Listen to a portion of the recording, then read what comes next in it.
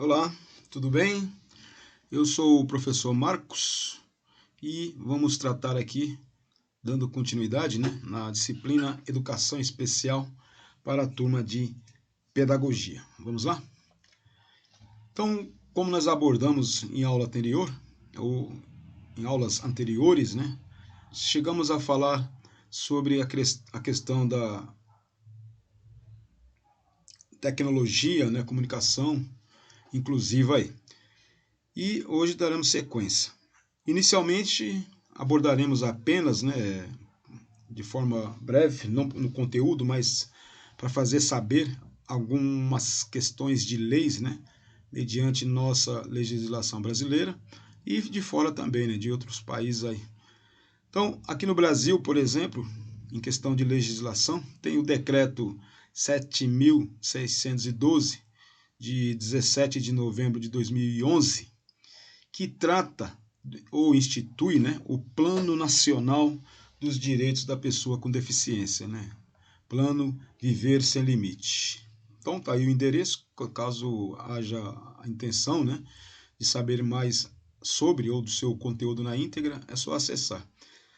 Dependendo do transcorrer dos nossos encontros, de nossas aulas, a gente pode abordar essas leis parcialmente aí, em questão de conteúdo. Mas essa é a primeira, o primeiro decreto que demonstramos para vocês aqui.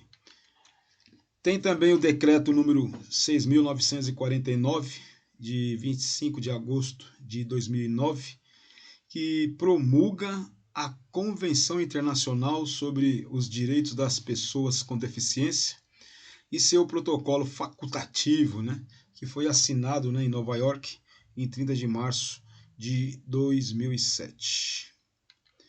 Tem também o decreto número 5.296, de 2 de dezembro de 2004, que estabelece normas gerais e critérios básicos para a promoção da acessibilidade das pessoas portadoras de deficiência com mobilidade reduzida.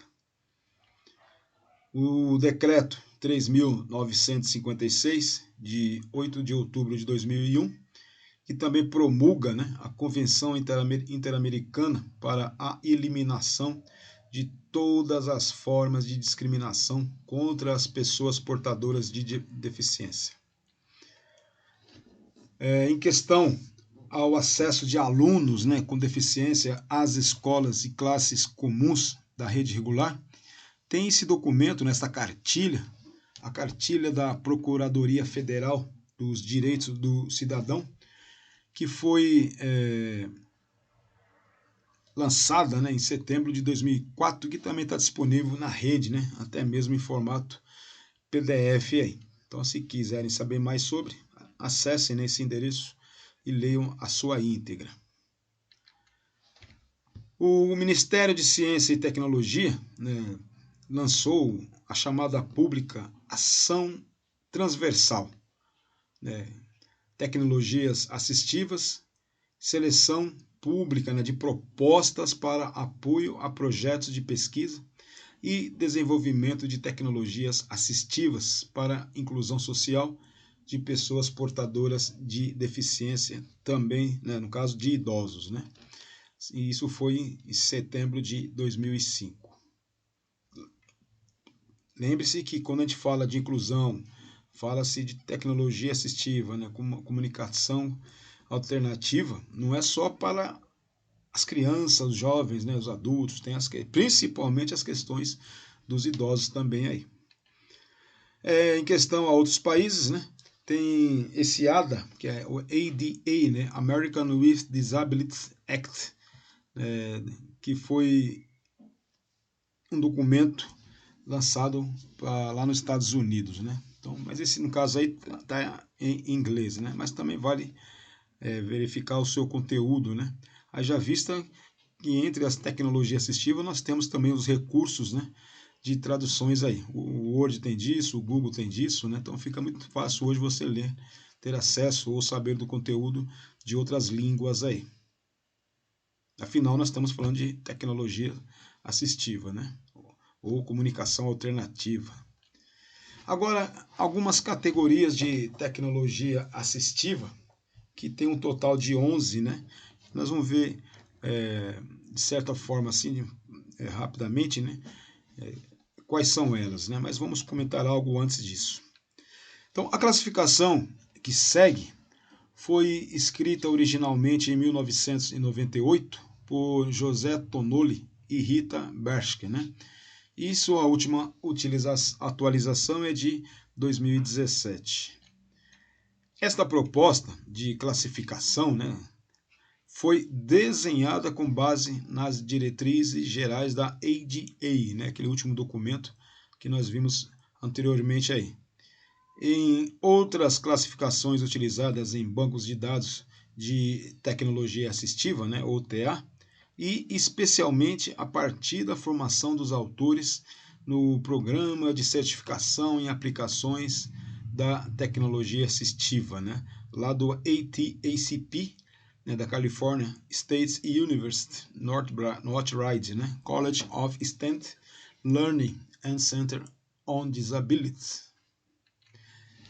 A importância das classificações no âmbito da tecnologia assistiva se dá pela promoção da organização desta área de conhecimento e servirá ao estudo, pesquisa, desenvolvimento, né, promoções ou promoção de políticas públicas, organização de serviços, catalogação e formação de banco de dados, né, para identificação dos recursos mais apropriados ao atendimento de uma necessidade funcional do usuário final, né? A inclusão no caso aí.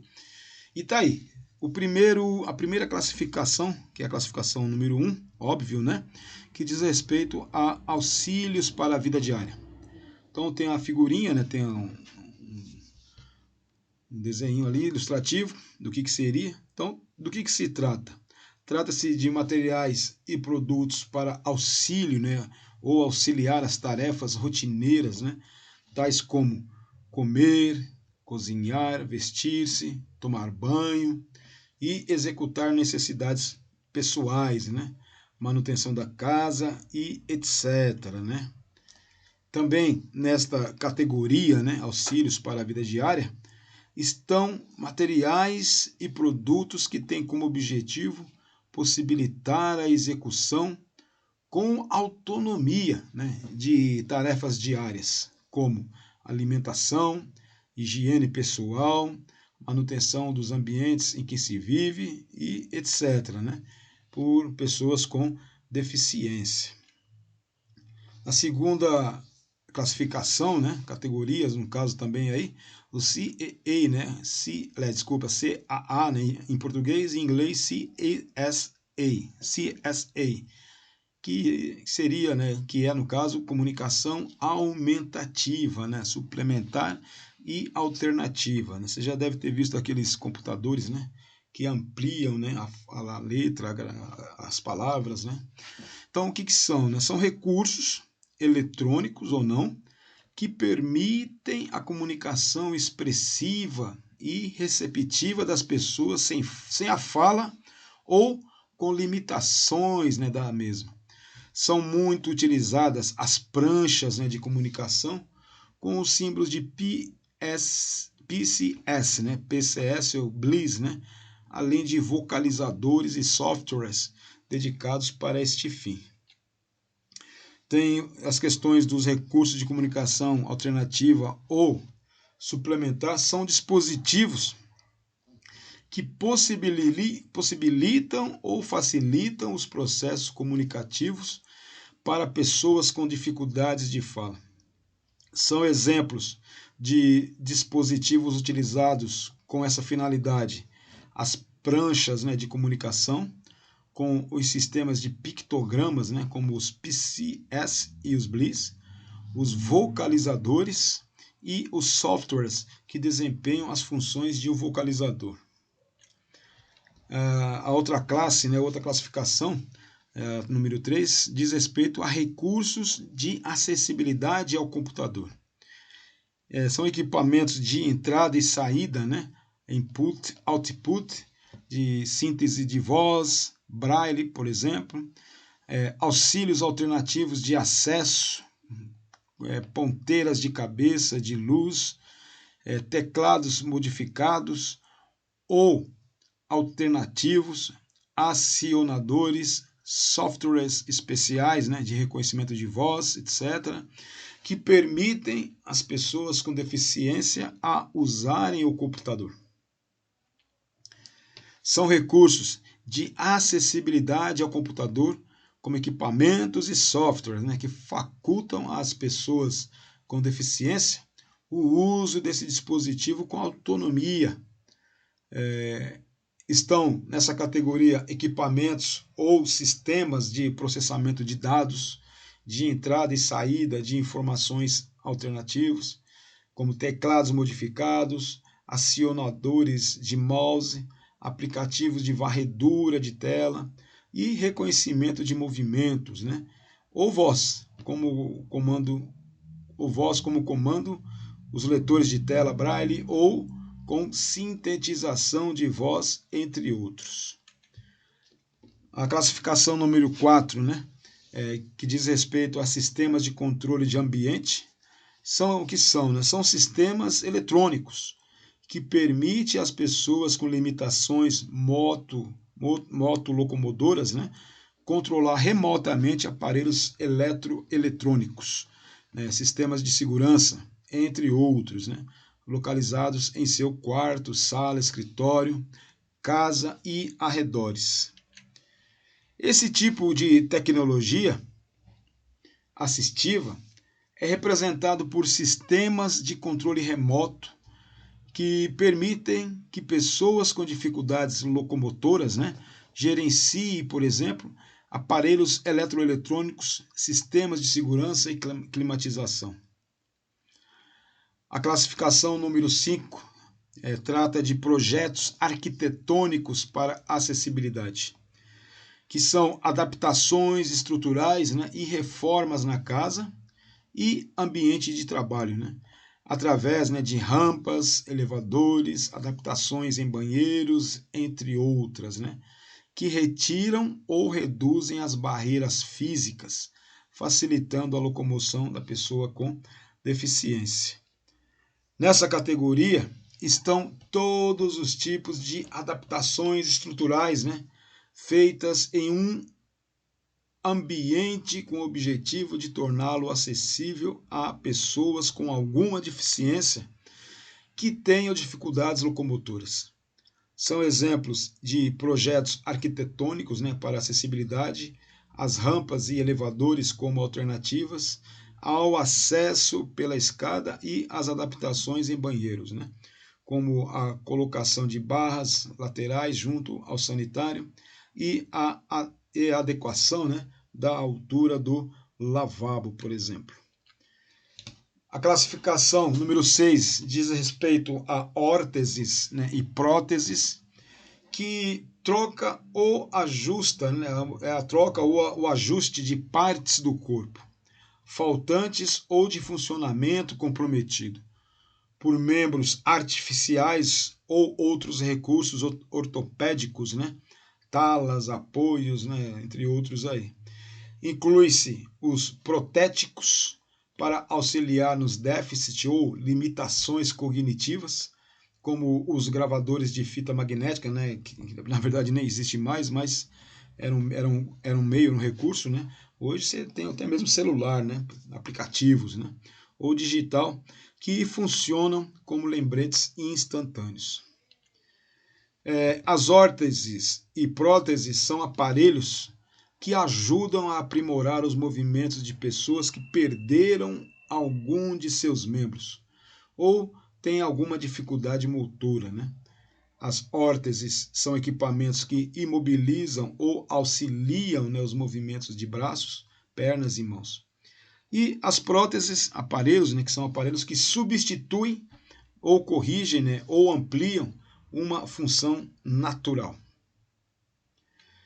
Quanto à classificação número 7, né, que trata lá da adequação postural, né, que são adaptações para cadeira de rodas ou outro sistema de sentar visando o conforto e distribuição adequada da pressão na superfície da pele, né?